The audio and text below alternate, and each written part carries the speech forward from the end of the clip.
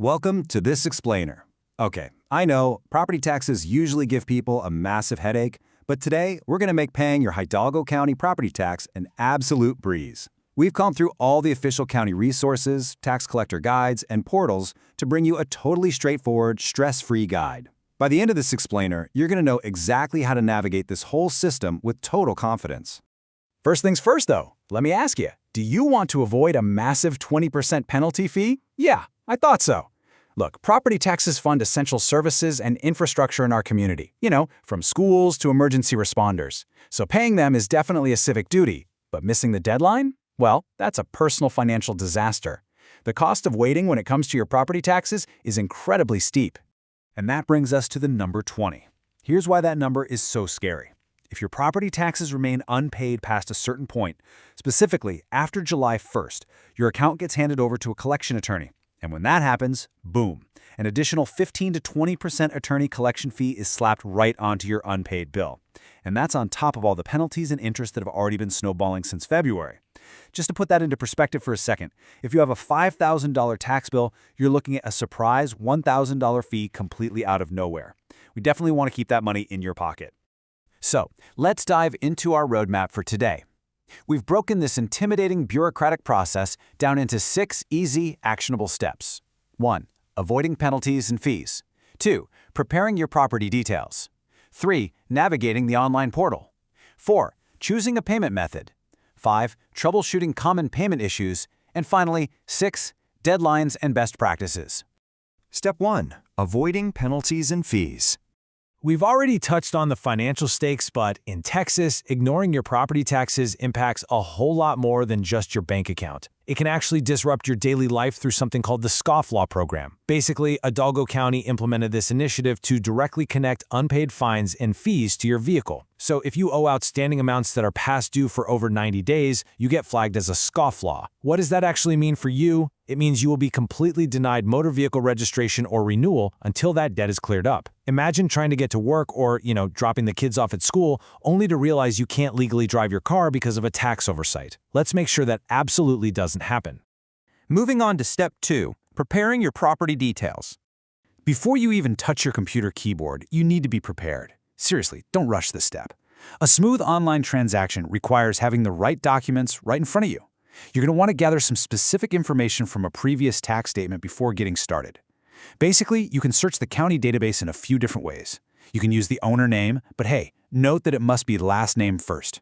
You can use the property address. You can use your account number, which honestly is usually the cleanest and easiest way to search. Or you can use a CAD reference number from your appraisal district or a fiduciary number if you're managing a larger portfolio. Pro tip, if you're helping an older family member with this, just jot this information down on a piece of scratch paper first so you can easily verify it once you finally get online. Step 3. Navigating the online portal.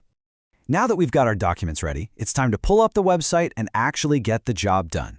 But we need to do it safely. The absolutely crucial point here is this specific web address, actweb.acttax.com. This is the official Hidalgo County property tax portal. You want to use this exact URL. Please do not rely on third-party directory pages, random search engine ads, or unofficial payment pages. Those might charge you hidden fees or, even worse, compromise your banking information. Always ensure the page clearly identifies itself as the official Hidalgo County tax office. All right, once you're on the safe official site, here's your step-by-step process. First, enter your account number, owner name, or address. And remember what we said earlier, spelling variations, trust names, or typing the first name first can actually cause the search to fail completely.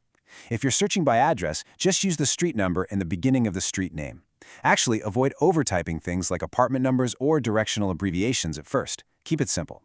Second, select the corresponding search by option right below that text box. And finally, click Search.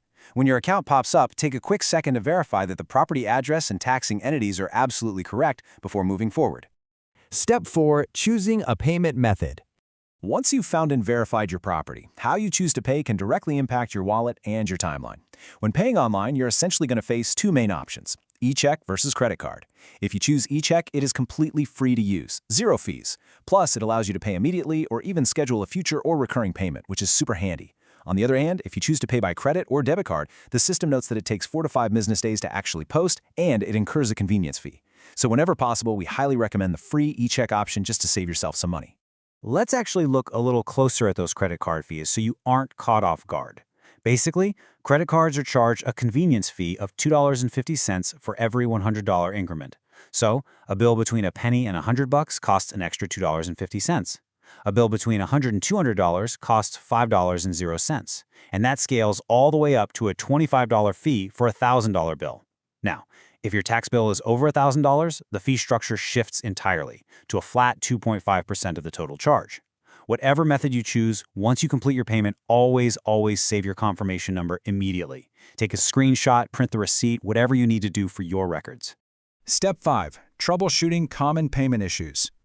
Okay, but what if something goes wrong? Getting stuck is super common, but knowing exactly who to call is half the battle. The number one error taxpayers make here is confusing the tax office with the appraisal district. The Hidalgo County Tax Office, where you are paying your bill right now, is strictly for collections. They handle payments, tax bills, and vehicle registrations. That's it. But if you want to complain that your property's appraised value is way too high, or maybe you need to file a homestead exemption or fix an ownership record, you must contact the Hidalgo County Appraisal District, or CAD. The payment office does not set your market value. Knowing this distinction is absolutely crucial and will save you hours of being transferred on the phone. And finally, Step 6. Deadlines and best practices.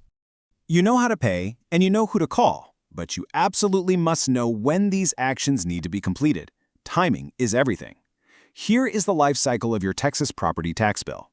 In October, the tax statements are mailed out. January 31st is the critical deadline to pay. Do not miss this date. If you do, on February 1st, your taxes become delinquent and penalty and interest charges begin accumulating immediately. And as we discussed at the very beginning of this explainer, if you hold out until July 1st, those massive 15 to 20% attorney fees are added. So, a major best practice here. Do not wait for paper mail. If you know you owe taxes, get online and check your balance way before January 31st. Speaking of paper mail, another excellent best practice is just going paperless altogether. Through the county portal, you can actually register to receive your certified tax statements directly by email.